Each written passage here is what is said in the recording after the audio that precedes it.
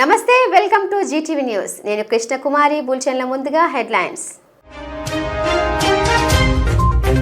స్వచ్ఛోత్సవంలో పాల్గొని పారిశుద్ధ్య కార్మికులతో కలిసి రోడ్లు ఊడ్చిన మేయర్ పీలా శ్రీనివాసరావు స్వచ్ఛ విశాఖ సాధనే ప్రధాన లక్ష్యంగా ప్రజలందరూ ముందుకు సాగాలని పిలుపు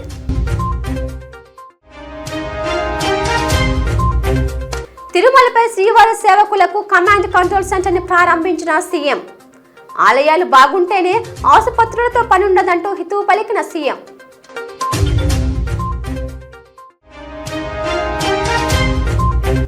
విశాఖ సెంట్రల్ జైలును సందర్శించిన మహిళా కమిషన్ చైర్పర్సన్ రాయపాటి శైలజ మహిళా ఖైదీలతో మాట మంత్రి జరిపిన చైర్పర్సన్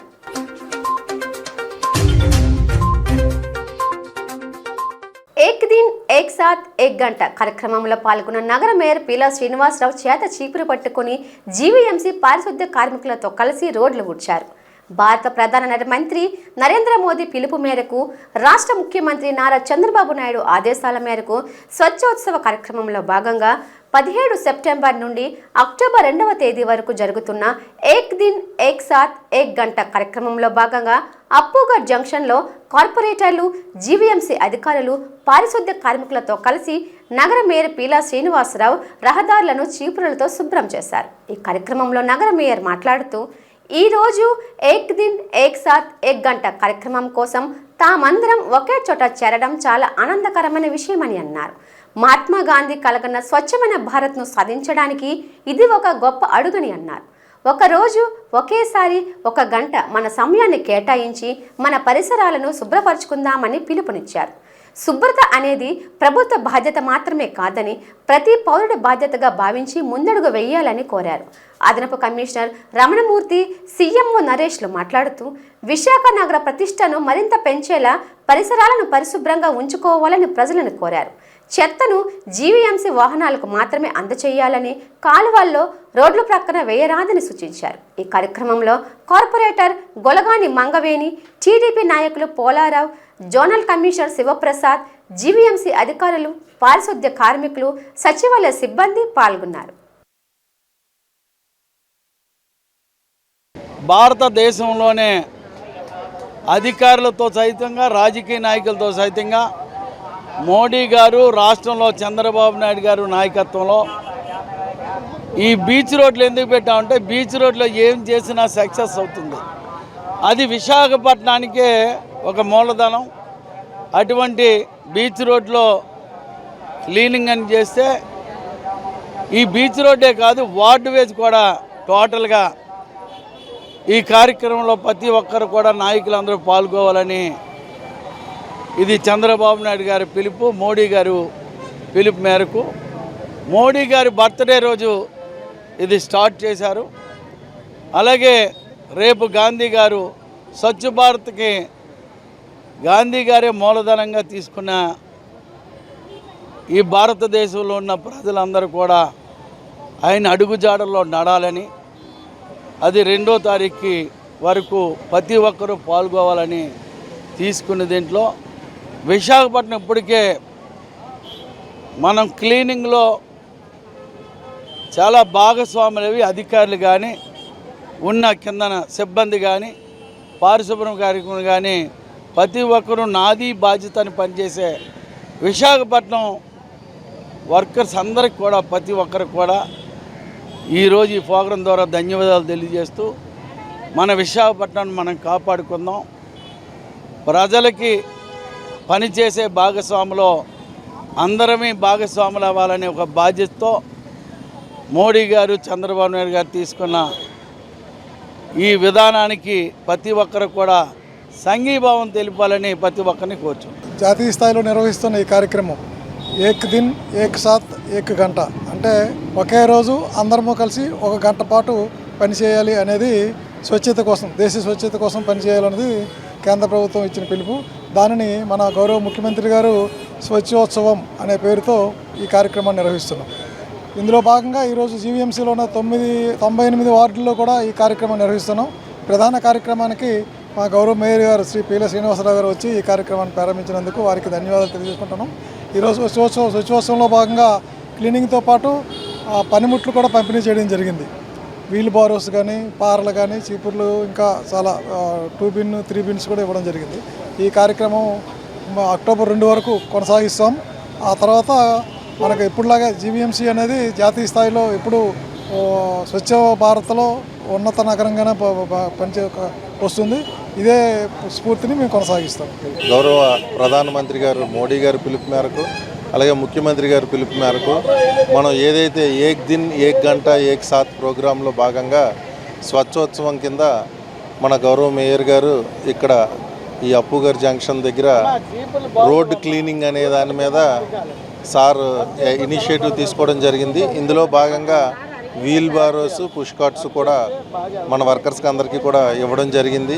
అలాగే ఈ కార్యక్రమాన్ని ఉద్దేశించుకొని ఈ నగరాన్ని ఇంత సుందరంగా ఉంచుతూ దీన్ని ఇంత మంచి పొజిషన్లో నిలబెట్టిన వర్కర్స్కి అందరికీ కూడా ధన్యవాదాలు తెలుపుకుంటున్నాం.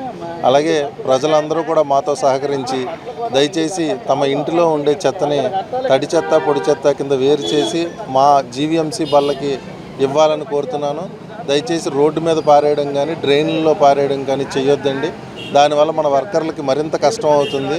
ఆ చెత్తనంతా కూడా సేకరించి మేము ప్లాంట్కి తరలించాలి అంటే రోజు 5,000 మంది కార్మికులు పొద్దున్నే 5:30 నుంచి పనిచేస్తారు.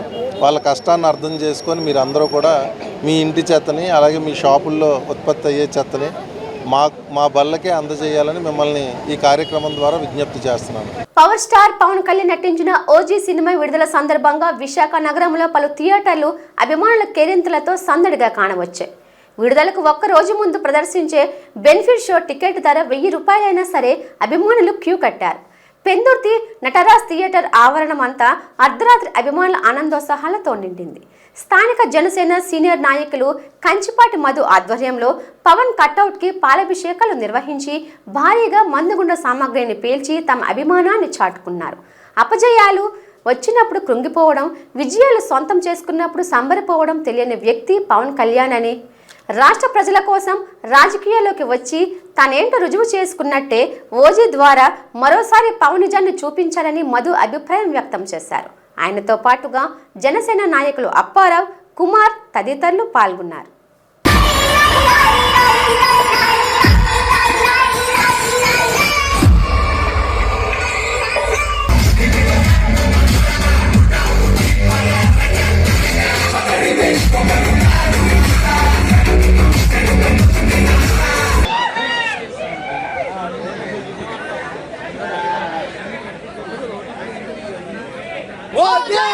ఓజీ సినిమా చిత్రం విడుదల సందర్భంగా ప్రేక్షకులకి, అభిమానులకి, అలాగే జనసేన నాయకులకి, జన సైనికులకి, అలాగే మా ఆనందంతో పంచుకున్న ప్రతి ఒక్కరికి కూడా పేరు పేరున ముందుగా ఓజీ శుభాకాంక్షలు.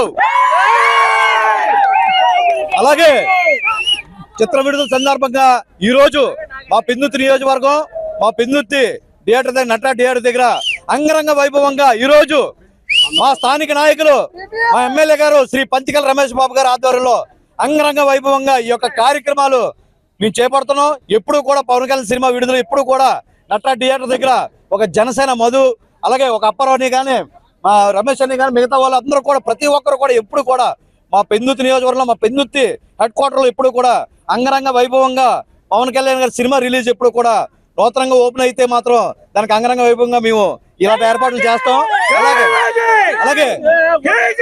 అలాగే చిత్ర విడుదల సందర్భంగా మేము అందరం కూడా ప్రేక్షకులకు కానీ ప్రతి ఒక్కరు చెప్తున్నాం, ఈ రోజు పవన్ కళ్యాణ్ గారు ఒక డిప్యూటీ సీఎం, ఆయన ఎంతో బాధ్యతగా రాజకీయాలు చేస్తున్నారు.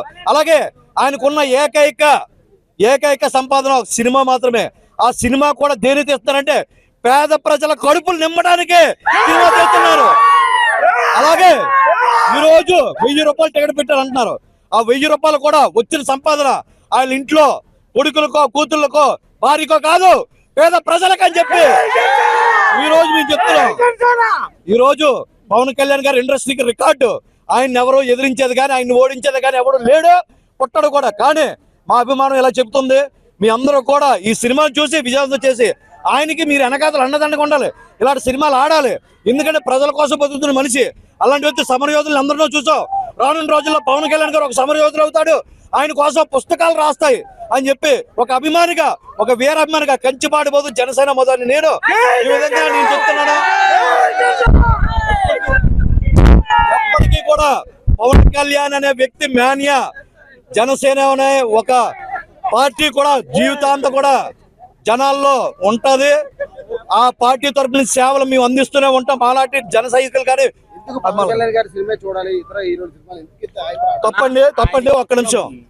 పవన్ కళ్యాణ్ సినిమా చూడాలి, ఇతర హీరో సినిమా చూడాలనేది లేదు. మా పవన్ కళ్యాణ్ అభిమానులు కావచ్చు. ఇదే రిలీజ్ కి ప్రభాస్ గారు కానీ, ఎన్టీఆర్ కానీ, మిగతా అల్లు అర్జున్ కానీ, రామ్ చరణ్ కానీ, చిరంజీవి గారు కానీ అందరి సినిమాలు కూడా మేము రిలీజ్ కే వస్తుంటాం. కానీ ఒక్కొక్కరికి ఒక అభిమానం ఉంటది.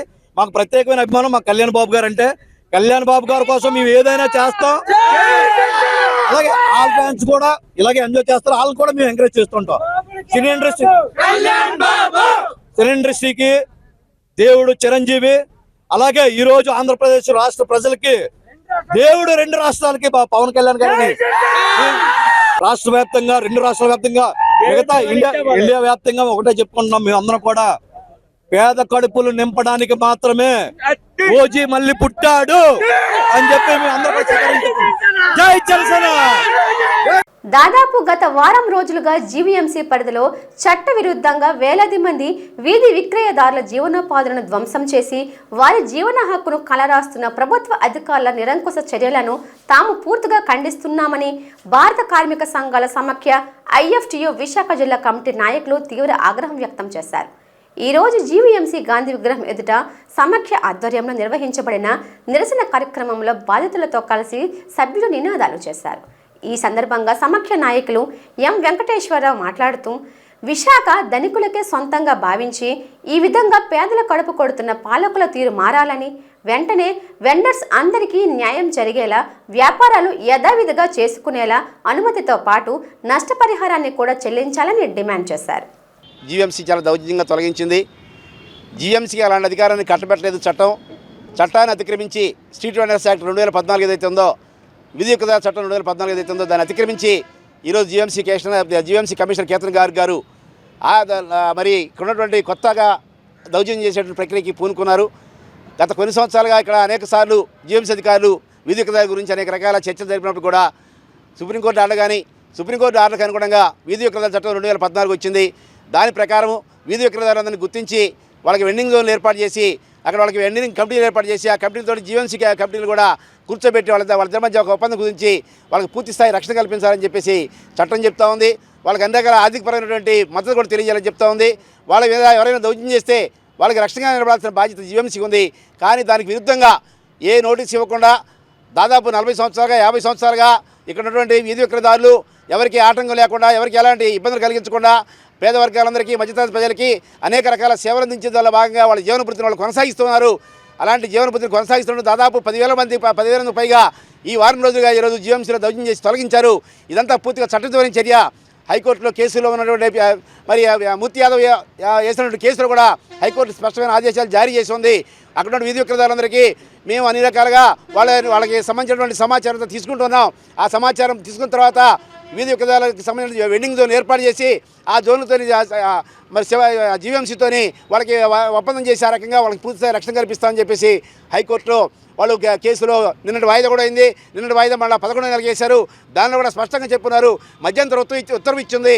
ఆ ఉత్తర్వులో కూడా మీరు ఇంకెలాంటి కొత్తగా మీరు కొత్తగా వాళ్ళకి పర్మిషన్ ఇవ్వద్దు, కానీ మొత్తం మీరు ఏదైతే చట్టం ఉందో ఆ చట్టం ప్రకారం ఉన్నటువంటి రాష్ట్ర వ్యాప్తంగా ఉన్నటువంటి వీధి విక్రయదారులు అందరినీ కూడా ఎంతమంది ఉన్నారో తేల్చి వాళ్ళకి సంబంధించిన విషయాలను కూడా మీరు ప్రభుత్వానికి తెలియజేయండి.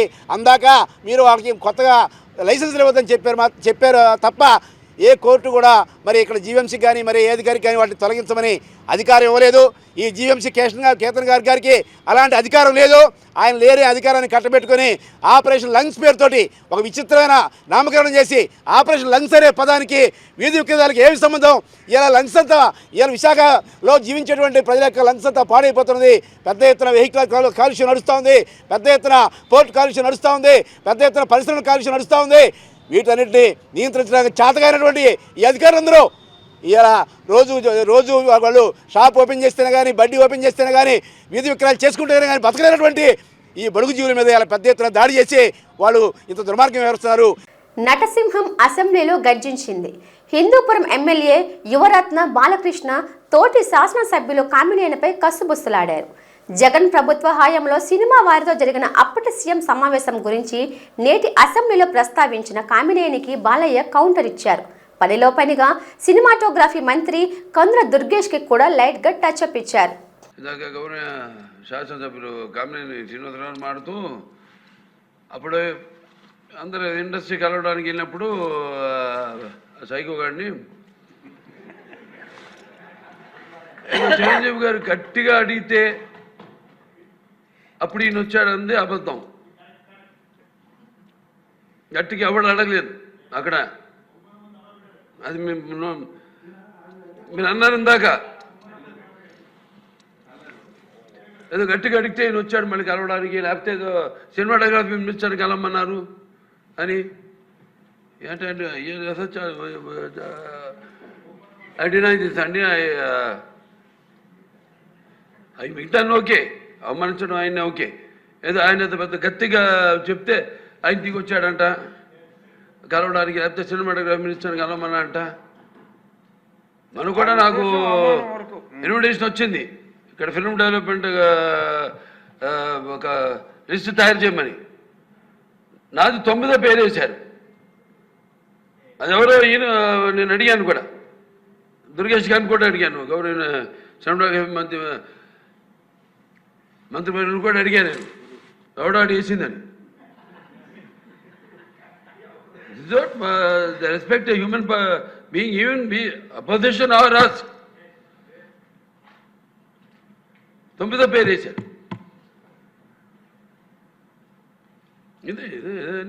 అదేదో గట్టిగా ఎవడు అడిగాడు, గట్టిగా అడిగితే పంపించారు లోపలికి, వచ్చాడు ఈడు కలవడానికి. తిరుమల తిరుపతి దేవస్థానం తిరుమలపై భక్తుల సౌకర్యార్థం నూతనంగా నిర్మించిన వసతి భవనాన్ని కమాండ్ కంట్రోల్ సెంటర్ను ముఖ్యమంత్రి చంద్రబాబు నాయుడు ముఖ్య అతిథిగా హాజరై ప్రారంభించారు. ఆయనతో పాటుగా పలువురు మంత్రులు, టీటీడీ అధికారులు పాల్గొన్నారు. ప్రారంభోత్సవం అనంతరం సీఎం కమాండ్ కంట్రోల్ సెంటర్ అధికారులతో చర్చించారు. శ్రీవారి సేవకులకు ఎటువంటి ఇబ్బంది తలెత్తకుండా తగిన భద్రతా చర్యలు తీసుకోవాలని, శ్రీవారి 7 కొండలపై 7 రంగుల పూల చెట్లను పెంచేందుకు నూతన ప్రతిపాదనను సిద్ధం చేయాలని సూచించారు. అలాగే ఆధ్యాత్మికతను పెంపొందించేలా ఆలయ ప్రాంగణం నిత్యం శోభయమానంగా వెలుగొందేలా చర్యలు తీసుకోవాలన్నారు. ఆలయాలు బాగుంటే ఆసుపత్రులతో పని లేదని అన్నారు. మనశ్శాంతిని అందించే ఆలయాలను అభివృద్ధి చేసుకోవాలని కోరారు.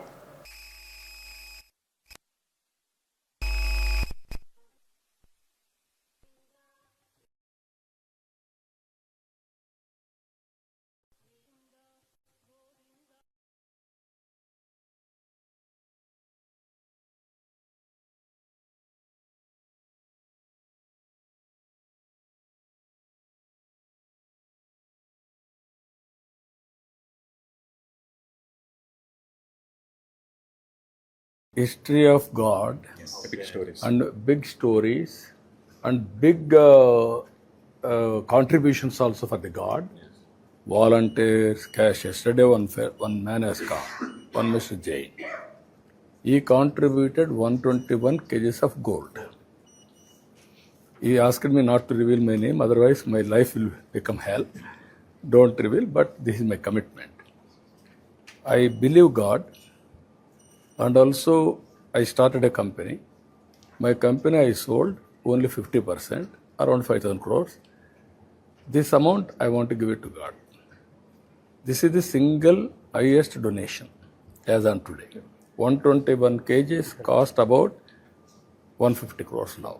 Recently again it has enhanced. Yes, yes. 1,12,000 పైన ఎంత అవుతున్నప్పుడు దీంతో 1,120 kgs. 144 crores worth of donation. He said, if I get again, I am doing business, I will contribute continuously for the God. That is his dedication. Yes, sir. Now I have introduced Srivari Sevakulu. How to integrate them rating. Their behavior, their dedication. Rating will be done automatically, those who are all here. It will go to personal record. That is where I wanted to build 20 lakh devotees, Srivari Sevakulu. Not only this, I wanted to go for knowledge economy also, doctors. They will come to Tirupati. They will treat patients. 10 days they will be there. They will have darshan, special darshan. Have a blessings, then they will go back. దాన్ని వెంకటేశ్వర గారు explain చేశారు ఇండివిజువల్గా. No, I'm having one is ఇక్కడ మీరు గుర్తుపెట్టుకోవాల్సింది cleanliness. Greenery, I want to take it 95%. You can stimulate the 7 hills and then tell me. I wanted to produce Tirupati area అంతా కూడా different 7 colors, 7 hills, 7 colors of flowers. If it is possible. Yeah, we can. No, what I'm saying, there is no place now. Now 80%, 85% greenery. Now in between, how to get it? Then again, if you can run a mechanism, 190, 95% greenery. Second, cleanliness at most 99%. Everywhere it should be clean. There is a small this thing. It has to go that spot. People has to go. Then rating. Even agencies will rate automatically. All rooms, everything. That is second. Third one, sanctity of God. Here nobody should misbehave. You create sentiment analysis, sanctity analysis. Through sanctity analysis, some people are not there, we will focus on them. ఒకప్పుడు అటుగా వెళ్లాలంటే భయపడే ప్రజలు ఇప్పుడు jam jam అంటూ రైలున వెళ్ళిపోతున్నారు. సుదీర్ఘ కాలంగా అపరిష్కృతంగా ఉన్న పెందుర్తి నియోజకవర్గం పొర్లుపల్లెం గ్రామ రహదారి నేటికి బాగైంది. ఎంతోమంది అధికారులు, ప్రజాప్రతినిధులు వచ్చి చూసి వెళ్ళటమే కానీ రోడ్డు వేసే మహానుభావుడు కరువయ్యాడంటూ పొర్లుపల్లెం గ్రామస్తులు మాట్లాడుకునే రోజు ఉండదంటే అతిశయోక్తి కాదు. కానీ కూటమి ప్రభుత్వం అధికారంలోకి వచ్చాక స్థానిక శాసనసభ్యులు పంచకర్ల రమేష్ బాబు పుణ్యమా అంటూ రోడ్డు వచ్చిందని ఆనందం వ్యక్తం చేసిన గ్రామస్తులు ఒకవైపు అయితే, అనుకున్న విధంగా 40 అడుగుల రోడ్డు రాలేదని బాధపడుతున్న గ్రామస్తులు మరోవైపు చెవులు కొరుక్కుంటున్నారు. ఏది ఏమైనా రాకపోకలకు అనువైన మార్గం పడిందని మాత్రం చెప్పొచ్చు.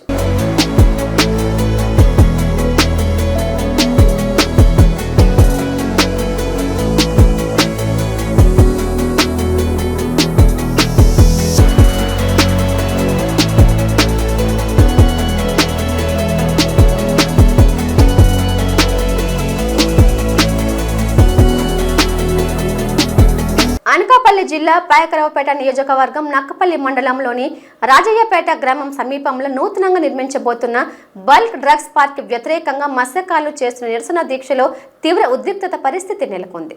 గ్రామంలో వంట వార్పు కార్యక్రమం చేపట్టి రోడ్డుపై బైఠాయించి నిరసన తెలుపుతున్న మత్స్యకారుల దీక్షను పోలీసులు భగ్నం చేశారు. బల్క్ డ్రగ్ పార్క్ తమ ప్రాంతంలో పెట్టొద్దంటూ మత్స్యకారులు శాంతియుతంగా నిరసన చేస్తున్న సమయంలో ఒక్కసారికి పోలీసులు బెటాలియన్ని చూసిన గంగపుత్రులు వారిని నిలదీశారు. ఫార్మా కంపెనీల ఏర్పాట్ల వల్ల తమ ప్రాంతంలో సముద్రం కలుషితం అయిపోతుందని మత్స్యకారులు ఆవేదన వ్యక్తం చేస్తున్నారు.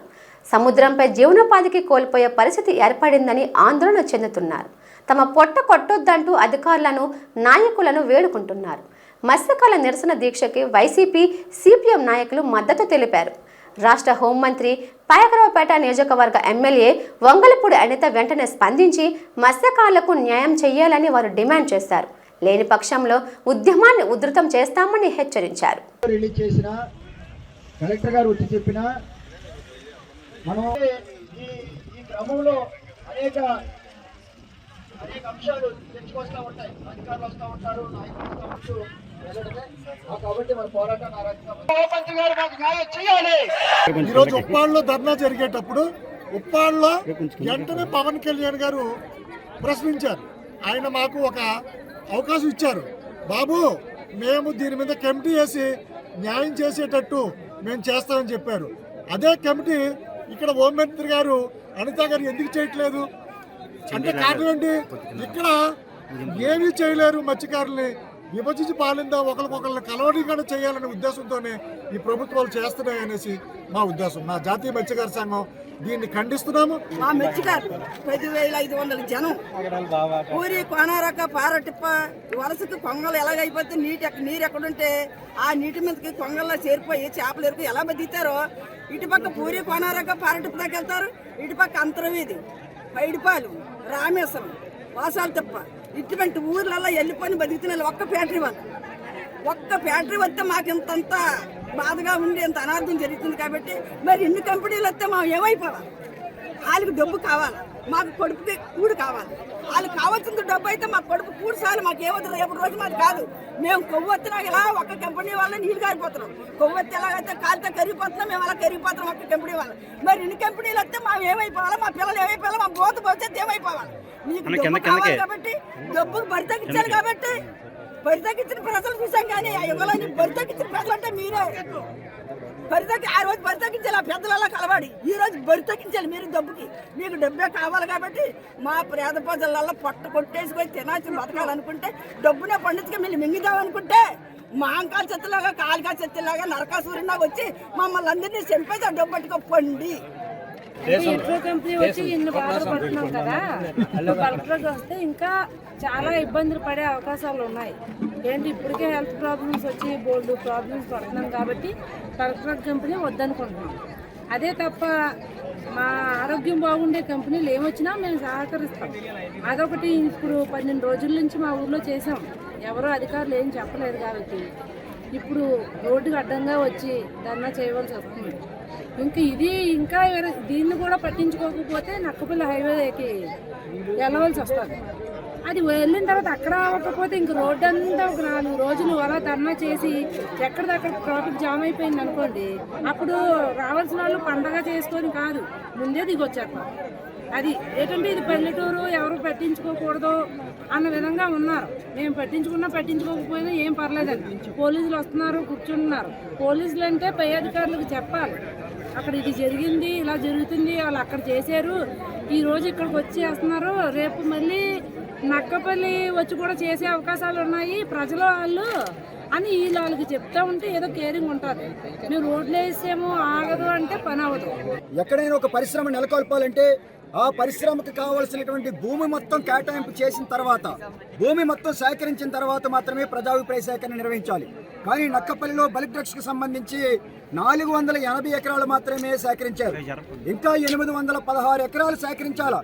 పెదతీనార్ల, చిన్నతీనార్ల, సిహెచ్ఎల్పురం, జానకీపేట, ఉపమాక, ఎన్నర్సాపురం, రాయవరం మండలంలో గుర్రాజుపేటలో ఈ గ్రామాల్లో రైతులెవరు కూడా బల్క్ డ్రగ్స్ మార్కెట్కి భూములు ఇవ్వడానికి సిద్ధంగా లేరు. అయినప్పటికీ కూడా ప్రజాభిప్రాయ సేకరణ నిర్వహించారు. అదేవిధంగా భూములు కేటాయించిన తర్వాత, ప్రజాభిప్రాయ సేకరణ జరిగిన తర్వాత మాత్రమే నిర్మాణాలు ప్రారంభించాలి. ఇక్కడ భూములు కేటాయింపు జరగలేదు. అయినప్పటికీ కూడా రాజీపేట పరిసర ప్రాంతంలో సేకరించినటువంటి భూముల్లో పనులు ప్రారంభించారు. ఇది కూడా చట్ట ఉల్లంఘన. వెంటనే రాష్ట్ర ప్రభుత్వం దీనిపైన పునఃసమీక్షించాలని చెప్పేసి మేము కోరుతా ఉన్నాం. గత ప్రభుత్వ హయాంలో అమలైన లా అండ్ ఆర్డర్ పై అసెంబ్లీలో జరిగిన చర్చ అనంతరం ముఖ్యమంత్రి చంద్రబాబు నాయుడు తన వైఖరిని వినిపించారు. 2019 నుండి 24 వరకు రాష్ట్రంలో అరాచక రాక్షస పాలన అమలైందని, కక్ష కార్పణ్యాలతో పెద్ద చిన్న అనే వ్యత్యాసం కూడా లేకుండా ఇష్టరాజ్యంగా వ్యవహరించారని, అలాంటి పాలనకు స్వస్తి చెప్పి కూటమికి పగ్గం కట్టిన రాష్ట్ర ప్రజలకు స్వచ్ఛమైన పాలన అందిస్తామని ఆయన చెప్పారు. ఇక్కడ స్పీకర్ గారు ఉన్నారు, ఆయన్నైతే నాకు బాగా జ్ఞాపకం, అయ్యన్న పాత్రుడు గారిని. కడాన ఆయన పైన పెట్టిన కేసు అటెంప్ట్ టు రేప్. ఈ వయసులో ఆయన పైన దట్ ఈస్ ది ట్రీట్మెంట్. ఆయన ఇంటి దగ్గర అయితే ఎంత భయంకరంగా ప్రయత్నం చేశారంటే, ఇక్కడ ఉండే వాళ్ళందరికంటే 5 సంవత్సరాలు ప్రతి ఒక్క కేసుని ప్రత్యక్షంగా మానిటర్ చేసి, మళ్ళీ నిద్రలేని రాత్రులు, మళ్ళీ వీళ్ళు జైలుకు పోతే బయట వచ్చే వరకు ఇదే పని. అడ్వకేట్స్ డబ్బులు లేకపోతే అప్పులు చేసి కేసులు కూడా వాదించిన పరిస్థితి. ఇలాంటి అనేక అప్ టు సుప్రీంకోర్టు లాయర్స్ అధ్యక్ష అవన్నీ చేశాం. ఇప్పుడు స్పీకర్ గారు బాధితుడే, డిప్యూటీ స్పీకరు బాధితుడే, ముఖ్యమంత్రి బాధితుడే, ఎక్కువండే డిప్యూటీ ముఖ్యమంత్రి బాధితుడే, ఎక్కువండే శాసనసభ్యులు బాధితులే, మంత్రులు బాధితులే.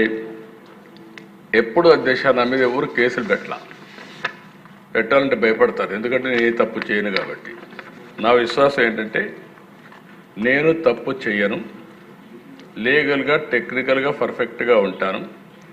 ఎవడైనా తప్పు చేస్తే మాత్రం వాడి గుండెల్లో రైళ్లు బరిగి తీర్చే వరకు, వాడు మారే వరకు వదిలిపెట్టను. అది నా పద్ధతి, అది చరిత్ర కూడా.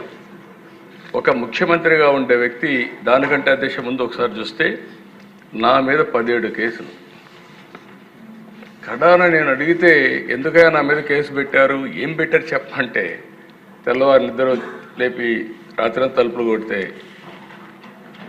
బయట వస్తే ఏం కేసు పెట్టారు చెప్పమంటే, కేసు మళ్ళీ ఇస్తాం, ఎఫ్ఐఆర్ మీరు వెహికల్ ఎక్కమన్నారు, వాట్సాప్లో పంపిస్తామన్నారు. అంటే అరాచకాలకు పరాకాష్ట ఇవన్నీ. బంగాళాఖాతంలో ఏర్పడిన అల్పపీడనం పశ్చిమ దిశగా పయనిస్తూ రేపటికి బలపడి వాయుగుండంగా మారే అవకాశం ఉందని విశాఖ తుఫాను హెచ్చరికల కేంద్రం అధికారి జగన్నాథ్ కుమార్ తెలిపారు. వీటి ప్రభావంతో రాగల 5 రోజుల పాటు ఏపీలో విస్తారంగా వర్షాలు కురుస్తాయని, ఇవాళ ఏలూరు, ఎన్టీఆర్, పల్నాడు, ప్రకాశం, నంద్యాల, కర్నూలు జిల్లాల్లో భారీ వర్షాలు కురిసే అవకాశం ఉందన్నారు. రేపు ఏలూరు, పశ్చిమ గోదావరి, పల్నాడు, ప్రకాశం, గుంటూరు జిల్లాల్లో భారీ నుంచి అతి భారీ వర్షాలు కురుస్తాయని, అలాగే శ్రీకాకుళం, విజయనగరం, పార్వతీపురం మన్యం, విశాఖపట్నం, అల్లూరి, అనకాపల్లి, కాకినాడ, నంద్యాల, కర్నూలు, కడప, అనంతపురం జిల్లాలో భారీ వర్షాలు కురిసే అవకాశం ఉందని వివరించారు. తీరం వెంబడి గంటకు 40 నుంచి 50 కిలోమీటర్ల వేగంతో గాలులు వీస్తాయని, రానున్న 4 రోజుల పాటు బంగాళాఖాతంలో మత్స్యకారులు చేపల వేటకు వెళ్లరాదని హెచ్చరికలు జారీ చేసినట్లు తెలిపారు. ఈరోజు వాయవ్య బంగాళాఖాతం, దానికి ఆనుకుని ఉన్న పశ్చిమ మధ్య బంగాళాఖాత పరిసర ప్రాంతమైన దక్షిణ ఒడిశా, ఉత్తర కోస్తా ఆంధ్రప్రదేశ్ ప్రాంతాలపై ఉపరితల ఆవర్తనంగా 5.8 కిలోమీటర్ల ఎత్తు వరకు విస్తరించి ఉన్నది. ఇది నైరుతి దిశకు వంగి ఉన్నది. నిన్న మధ్య బర్మా లేదా మయన్మార్, దానికి ఆనుకుని ఉన్న తూర్పు మధ్య బంగాళాఖాత పరిసర ప్రాంతాలలో ఉన్న ఉపరితల ఆవర్తనం మరింత పశ్చిమ దిశకు జరిగి ప్రస్తుతం ఉపరితల ఆవర్తనంగానే తూర్పు మధ్య బంగాళాఖాతం, దానికి ఆనుకుని ఉన్న ఈశాన్య బంగాళాఖాత పరిసర ప్రాంతాలలో మధ్య ట్రోపో ఆవరణం వరకు విస్తరించి ఉన్నది. ఇది రాబోయే కొన్ని గంటలు పశ్చిమ దిశలో రమారమి జరుగుతూ ఉత్తర బంగాళాఖాతం, దానికి ఆనుకుని ఉన్న మధ్య బంగాళాఖాత పరిసర ప్రాంతాలలో రాబోయే 12 గంటలలో అల్పపీడనంగా పరిణమించే అవకాశం ఉన్నది. ఇది మరింత పశ్చిమ దిశకు జరిగి రేపటికి అనగా 26వ తేదీ నాటికి వాయువ్య బంగాళాఖాతం, దానికి ఆనుకుని ఉన్న పశ్చిమ మధ్య బంగాళాఖాతం అనగా దక్షిణ ఒడిశా, ఉత్తర కోస్తా ఆంధ్రప్రదేశ్ తీరాల వద్ద వాయుగుండంగా కేంద్రీకృతమయ్యే అవకాశం ఉన్నది. 27వ తేదీ నాటికి అనగా ఎల్లుండి దక్షిణ ఒడిశా, ఉత్తర కోస్తా ఆంధ్రప్రదేశ్ మధ్య ఈ వాయుగుండం తీరాన్ని తాకే అవకాశం ఉన్నది. దీనితో పాటుగా వాయువ్య బంగాళాఖాత పరిసర ప్రాంతాలలో ఉన్న ఉపరితల ఆవర్తనం నుంచి ఒక ఉపరితల ద్రోణి ఆ ప్రదేశాల నుండిగా దక్షిణ మహారాష్ట్ర తీరం వరకు అనగా తెలంగాణ, ఉత్తర అంతర్గత కర్ణాటక మీదుగా 4.5 నుంచి 5.8 వరకు కిలోమీటర్ల వరకు ఉపరితల ద్రోణిగా కొనసాగుతూ ఉన్నది. ఈ కారణాల వల్ల రాష్ట్రంలో రాబోయే వారం రోజుల్లో, ముఖ్యంగా మొదటి రోజు కోస్తా జిల్లాలపై పలు ప్రాంతాలలో తేలికపాటి నుంచి మోస్తరు వర్షపాతం పడే అవకాశం ఉంది. 2, 3వ రోజుల్లో అది అత్యధిక ప్రాంతాలకు విస్తరించే అవకాశం ఉన్నది. రాష్ట్ర మహిళా commission chairperson Rayapati Sailaja Visakha central జైలును సందర్శించారు. ఈ సందర్భంగా మహిళా ఖైదీలతో మాట్లాడి వారి సమస్యలను అడిగి తెలుసుకున్నారు. ముందుగా జైలులోని మహిళా బ్యారేక్ను పరిశీలించిన ఆమె వారికి అందుతున్న వసతులపై సమగ్రంగా పరిశీలన చేశారు. తరువాత మహిళలకు అందుతున్న భోజన సౌకర్యాలను పరిశీలించి ఆహారం రుచి చూసిన శైలజ సంతృప్తి వ్యక్తం చేశారు. జైలులో మహిళల జీవనశైలి, వారికి అందిస్తున్న కార్యక్రమాలు, హాస్పిటల్, బేకరీ, ఫ్యాక్టరీల పనితీరును సమీక్షించారు. అనంతరం ఆమె మీడియాతో మాట్లాడుతూ జాతీయ మహిళా కమిషన్ ఆదేశాల మేరకు నవరాత్రి సందర్భంగా రాష్ట్ర మహిళా కమిషన్ తరపున పలు ప్రత్యేక కార్యక్రమాలు చేపట్టాలని నిర్ణయించుకున్నామని తెలిపారు. మహిళా శిశు సంక్షేమ శాఖ పోషమ్మ పథకం అమలు చేస్తున్నదని, మహిళా ఖైదీలకు కూడా పోషమ్మ పథకం కింద ప్రత్యేక డైట్ ప్లాన్ అమలు చేయాలని పరిశీలిస్తున్నామని వివరించారు. ప్రస్తుతం జైలులో 80 మంది మహిళలు ఉన్నారని, వీరిలో 50 మంది గంజాయి అక్రమ రవాణా కేసులో అరెస్ట్ అయిన వారు ఉన్నారన్నారు.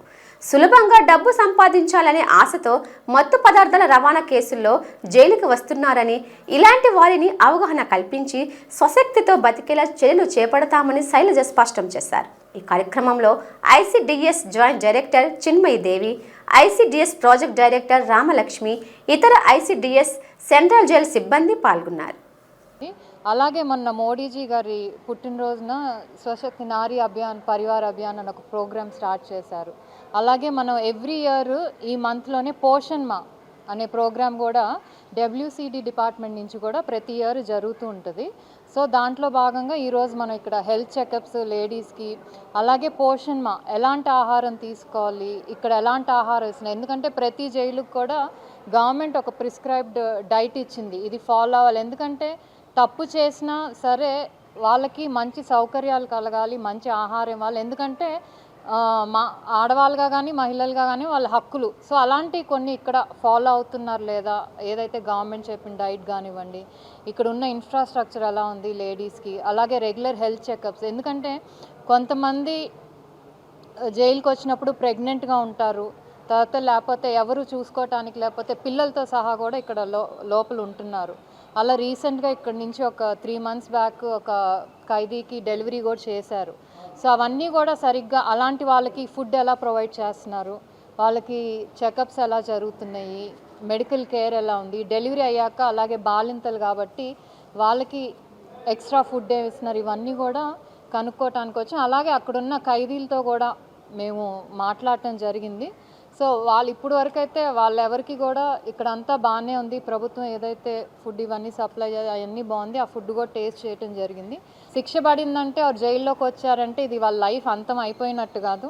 మనందరి బాధ్యత ఏంటంటే తిరిగి వాళ్ళని మళ్ళీ సమాజంలోకి పంపించి వాళ్ళు గౌరవప్రదంగా బతికేటట్టు చేయటం కూడా ఇక్కడ one of the program. So దానికి కౌన్సిలింగ్ కానివ్వండి, స్కిల్ డెవలప్మెంట్ ఏదైతే లేడీస్ ముఖ్యంగా జూట్ బ్యాగ్స్ మేకింగ్ ఇవన్నీ కూడా చేస్తున్నారు. వార్తలు ముగించే ముందు ముఖ్యాంశాలు మరోసారి. స్వచ్ఛోత్సవంలో పాల్గొని పారిశుద్ధ్య కార్మికులతో కలిసి రోడ్లు ఊడ్చిన మేయర్ పీలా శ్రీనివాసరావు. స్వచ్ఛ విశాఖ సాధనే ప్రధాన లక్ష్యంగా ప్రజలందరూ ముందుకు సాగాలని పిలుపు.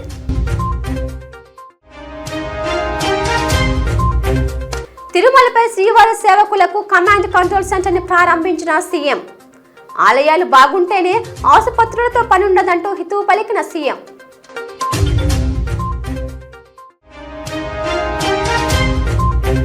విశాఖ సెంట్రల్ జైలును సందర్శించిన మహిళా కమిషన్ చైర్పర్సన్ రాయపాటి శైలజ. మహిళా ఖైదీలతో మాట మంత్రి జరిపిన చైర్పర్సన్.